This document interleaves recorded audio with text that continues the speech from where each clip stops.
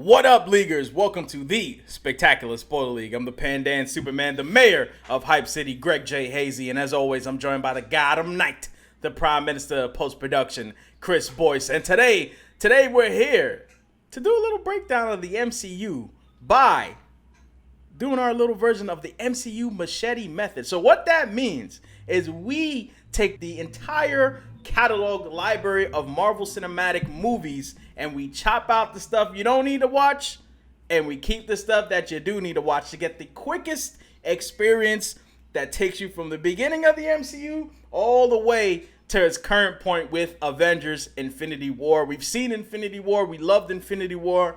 Now it's time to talk about our machete method. Listen, some movies are straight up going to get cut. I will preface this by saying just because these movies get cut doesn't mean we don't like these movies. There are plenty of movies that we love that aren't on this ideal watch order for the MCU. Okay, the MCU machete method, it begins here. Some of these movies is going to be a little bit out of order, but we'll tell you why as we explain things and as we go along. But Deep Boyce, let's start it off with the first movie you should watch if you are trying to get the best story of the MCU thus far, and that is the one that started it all, Iron Man. Actually, as of the time of us recording this, the day that we were recording this, it is the 10th anniversary of Iron Man's release. Yes, sir. Iron Man started it all. Nick Fury popping up at the end of that movie. Him saying that, Iron Man, Tony Stark has become a part of a larger universe. You may say that, when it comes to the larger thread of the MCU, the storyline per se isn't, as important, but this is Tony Stark. He's a foundation of the MCU. Yeah. Iron Man is a must watch, has to be watched, and that is why it is the first entry on the list. Yeah. And as the first movie in the MCU, it's really important for that very same reason. I mean, people probably don't remember that Phase 1 was very different. The MCU and Marvel Studios, they weren't even owned by Disney back then. Just the whole landscape was completely different, and this really set the tone and is the foundation of everything that we've gotten thus far. And also, aside from the fact, it's a damn good movie. It's definitely just something you should check out. I mean, obviously that's not the only. Still holds up today. It still holds up today. That's not the only criteria because there are some really good movies we've chucked out of our list here. But as Hazy said, Iron Man is one of the founding members of the Avengers, and you could possibly say he's the most important member of the MCU, and a lot revolves around him in all of these movies, and the Avengers movies in particular. He's a major player. So you need to get that origin story, that backstory into what begins to make him tick. Yes, sir. Next up, Deep Boyce, what is the next movie on our MCU machete method? What is the next movie people should check in order to get the full experience of the MCU thus far? We've got Captain America, the First Avenger. The origin story of Captain America Steve Rogers back when he was in World War II. Not just because it gives you the backstory on that character and how he became the embodiment of what it means to be a hero in the Marvel Universe, what gave him his powers and allowed him to become the super soldier that leads the team on the field, but it introduces the first Infinity Stone in the form of the Cosmic Cube, which they call it the Tesseract. And it's the central MacGuffin in this movie, and it's what allows Hydra, alongside the Nazis, to kind of rise into power and become, a legitimate threat to the world. And, it's something that we'll continue to see pop up in a couple other movies. And obviously, like I said, it houses an Infinity Stone, and it's one of the things that Thanos is extremely interested in using in his fancy little gauntlet. It's called specifically the Space Stone, which is within the Tesseract. And you also get the first introduction of James Buchanan Barnes, who later becomes the Winter Soldier. Right. This is James Buchanan Barnes. Becomes important. He's important to the conflict of Civil War, which we'll get to in a little bit. But Captain America, once again, probably if not Iron Man, probably the next important piece of the puzzle when it comes to the MCU thus far, man.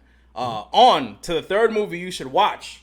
Straight up, we're moving right into Marvel's the Avengers. Now, obviously, we skipped some movies in there with Phase 1. I will say this. We're not going to go too much into why we skipped those movies. If you guys want, we could do a video about all the movies we skipped and why they're not in our MCU Machete method. Comment below if you like that. But the Avengers is absolutely quintessential. As a matter of fact, I'm going to go ahead and say it. Every Avengers movie is quintessential because it is assemblage of the teams. They generally mark, when the phases are sort of wrapping up, except in the case of Age of Ultron. But in this movie, we meet Thor. You'll be introduced to Thor for the first time according to this machete method.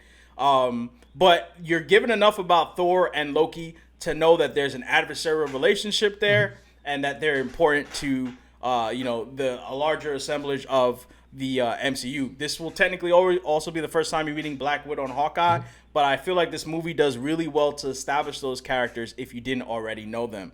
It does an extremely good job of introducing those characters into the world. And, of course, it shows the battle with Loki over the Tesseract, as well as, of course, the introduction of Thanos in the infamous end credit scene.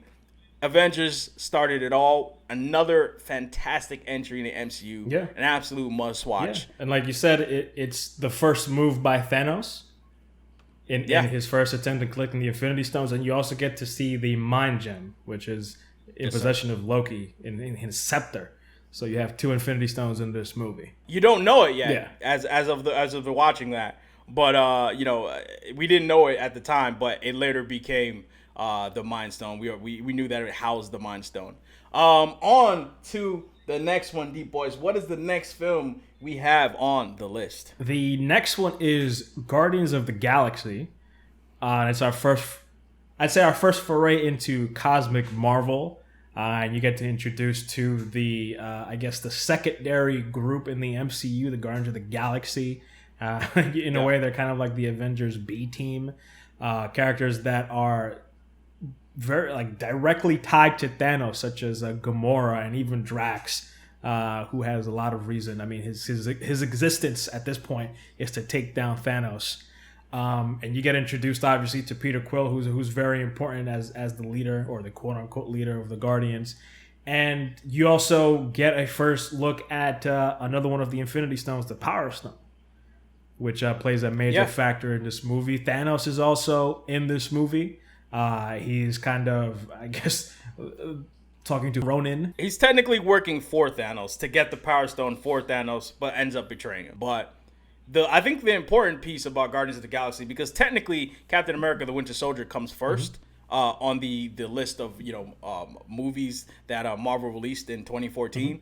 But I think we're suggesting Guardians of the Galaxy right after the Avengers, is because you're introduced to Thanos, and this is your quickest way to learn even something about Thanos. Because as Deep Boyce aptly put, Thanos is in the movie, briefly, but his impact is felt largely through Guardians of the Galaxy. Ronin's actions are in direct opposition to Thanos. Nebula she's basically serving Thanos's will. Gamora, she hates Thanos, and that's why she feels he can't get his hands on the Power Stone. Drax also hates Thanos. Thanos is a huge part of the Guardians of the Galaxy movie, even if he doesn't necessarily have a large presence there. And you sort of learn about his impact, and you get another Infinity Stone right after you were introduced to the last one. I think this is a great way to sort of pepper some Thanos intrigue into your viewing experience, to watch Guardians of the Galaxy, followed by our number 5 movie, Captain America: The Winter Soldier.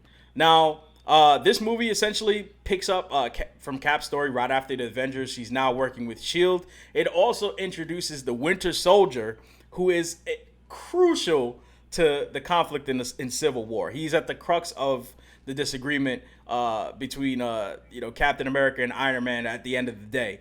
So I think the Winter Soldier is important, really and truly, because of its introduction to Bucky Barnes and sort of the new Bucky Barnes, I should say, and what he's been through, because I think that leads to Civil War, and Civil War is obviously very important to the overall story that Marvel's trying to tell in the MCU. Yeah. And I think it's a key bridge between the first Avenger movie and the falling of not just Age of Ultron, but also Captain America Civil War, which comes in later, in the fact that in First Avenger, you're introduced to S.H.I.E.L.D., to the structure of Earth, to the way, the heroes are able to kind of come together and develop a method of uniting and fighting back, whatever evil, whatever kind of invasion may or may not happen. But the Winter Soldier starts to examine that, and it shows the first cracks. Actually, it kind of dismantles everything you kind of know of stability within the, not just the U.S. government, but the world government and the secret agencies.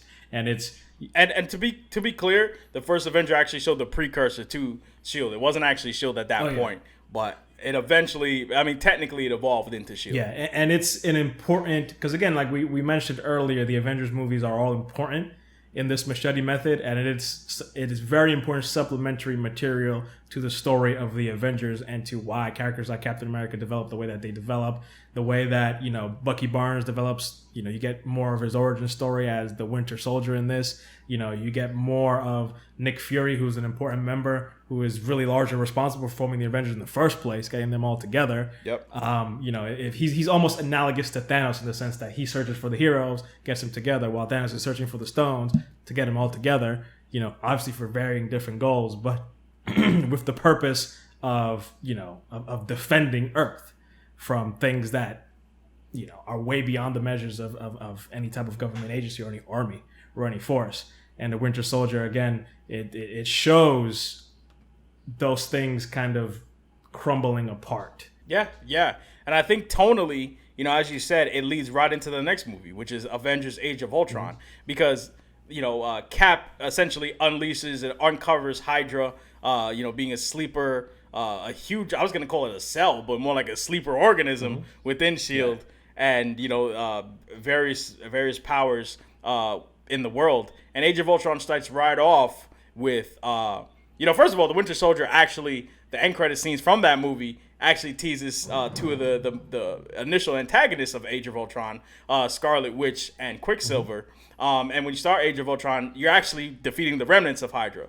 So I think it flows well from Winter Soldier straight into, Age of Ultron, tackling Ultron and, seeing also, the rise of Scarlet Witch, or the entry of Scarlet Witch, the death of Quicksilver. Once again, it's quintessential Age of Ultron because of, once again, leading into Civil War. Civil War, one of the main things of Civil War, and I guess we can move right into Civil War because there's not really much else to say about Age of Ultron. Age of Ultron is also the introduction of the Vision.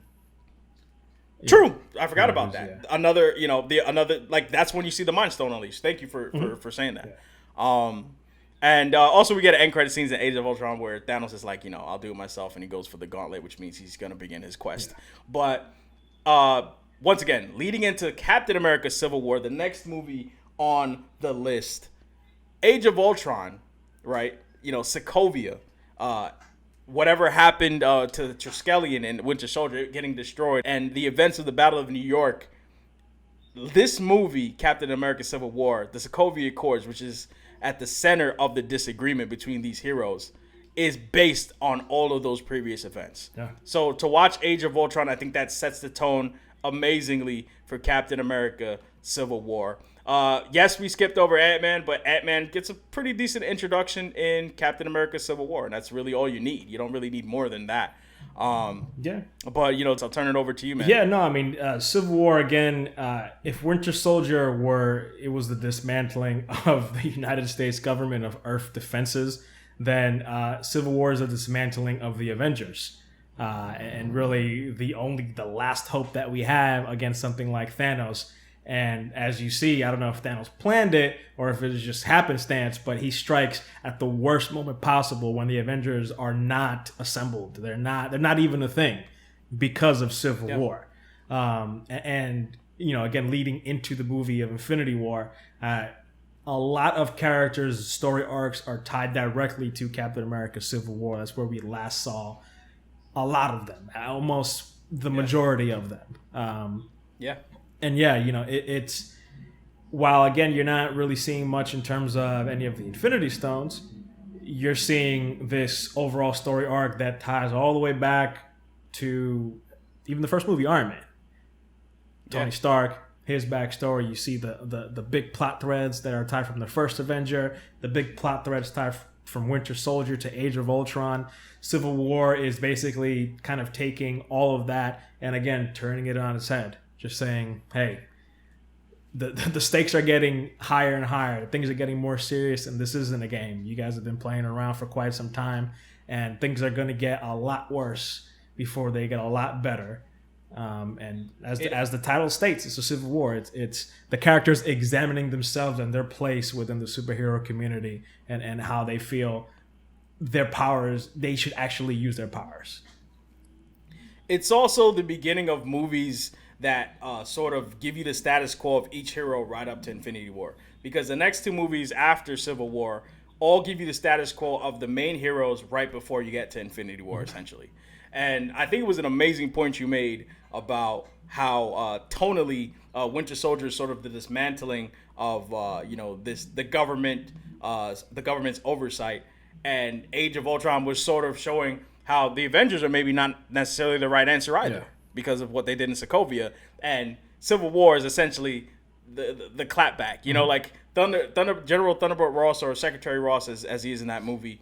He sort of represents the idea of the people. It's like, okay, Cap, you took away, S.H.I.E.L.D., right? You felt that was a decision to be made. Fine. Mm-hmm. But the Avengers aren't necessarily the people that should be in their place. You know what I mean? Yeah. And it causes a split amongst the heroes. Yeah. And largely, you could argue that if the heroes hadn't experienced what they did in Civil War, it might have been a little more coordinated by the time they got to Infinity War. Yeah, and it puts it more into perspective because coming into Civil War, most people were Team Iron Man. And even we were kind of Team Iron Man, coming into that movie. But if you look at it within the framework of both Winter Soldier and Age of Ultron, the scales are kind of even. Captain America's like, I don't want to go through this again. I'm not going to give this power to another government. Yeah. We had this power to the only government that I could trust, to the government by which I am created, by which everything that I stand for, was the foundation of, and it was a complete farce. Meanwhile, Iron Man is like, hey, you guys forget Age of Ultron? That was no government. That was all us. And look how bad it went. Yeah, absolutely, man. Boys, man, on to the next movie that we should be watching in this MCU Machete Method, man. Yes. What do we got next? We've got Doctor Strange, the origin story of the Sorcerer Supreme, the master of the mystical arts. And the introduction of the Time Stone. The introduction of the Time Stone, a.k.a. the Eye of Agamotto. Just supremely important. Obviously, both that artifact and the character are super, super pivotal to not just Infinity War, but the Marvel Cinematic Universe. And it's mostly a self-contained story, but again, to get the backstory and to really get a grasp as to how important both those things are, and really what they mean, and how you get that backstory leading into Infinity War, it's definitely a must watch. Again, the jury's still out as to how important we could be understanding how important this movie is. In relation to how this all, when it's all said and done. Yeah, I mean, Doctor Strange really gets his real introduction in this movie, and it's clear based on Infinity War that he is, huge spoilers for Infinity War right here. He is privy to the plan that will save the universe, apparently. He has seen every, sort of permutation of what, could happen in Infinity War, and he knows it's a successful plan. And I think, Civil War introduces Spider-Man and Black Panther. Doctor Strange is an essential watch, and we've cut out some solo movies for characters. But Doctor Strange is an essential watch because before Infinity War, he gets really no other introduction other than the next movie in this list, which is Thor Ragnarok. Now, Thor Ragnarok, of course, is next because of the end credit scenes in Doctor Strange that ties directly into Thor Ragnarok. Thor Ragnarok also tells you where Thor and Hulk have been during the events of Civil War. So once again, giving a status quo of all the heroes prior to Avengers Infinity War. Also of great importance, Thor loses his hammer in Thor Ragnarok, right? That's one of the main quests that he has to sort of go on. Once again, spoilers for Infinity War. He has to go get Stormbreaker, or he has to get a new weapon, a new hammer. And it's the first time we see the Hulk in quite a while in Thor Ragnarok. He's a founding member of the Avengers. You also last we saw him, he flew off in the Quinjet in Age of Ultron. We also catch up with Loki, who was the villain and a confidant of sorts of Thanos in the first Avenger movie, and we catch up with him, and we also see yet again the Tesseract in this movie. Yeah.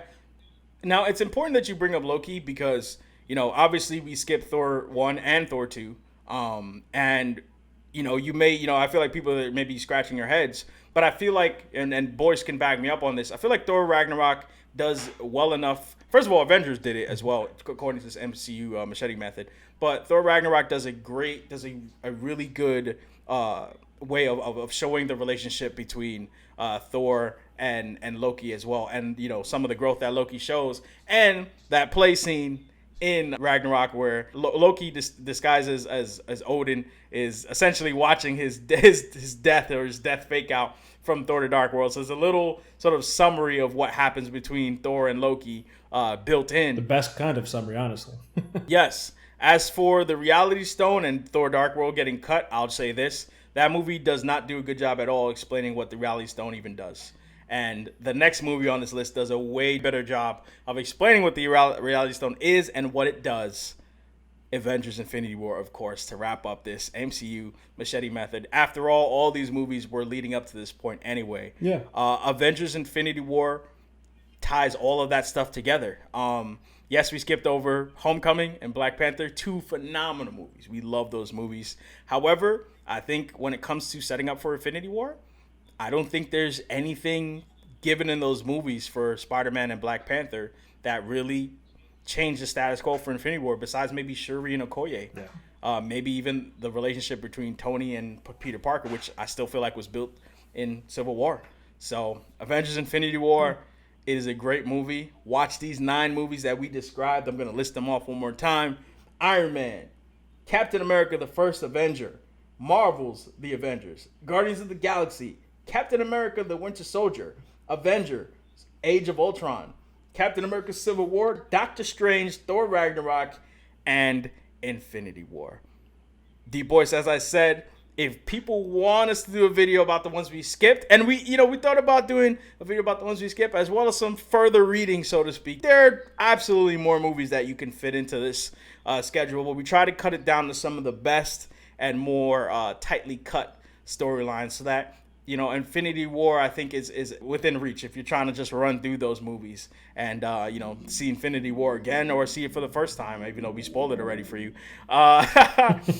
So 10 movies comprises our MCU Machete method. We'd love to update this with, any future entries. Obviously, we got more movies on the horizon, but this is it as it stands. D-Boyce, any final words? I think this is a good quintessential list to help you be up to par or get all the information that you need leading into Infinity War. I know some crazy people out there. Or simply rewatch the movies. Yeah. Just for fun. Absolutely. To get into Infinity War and watch through Infinity War. Yeah. I know some crazy people out there have definitely tried to marathon all of them.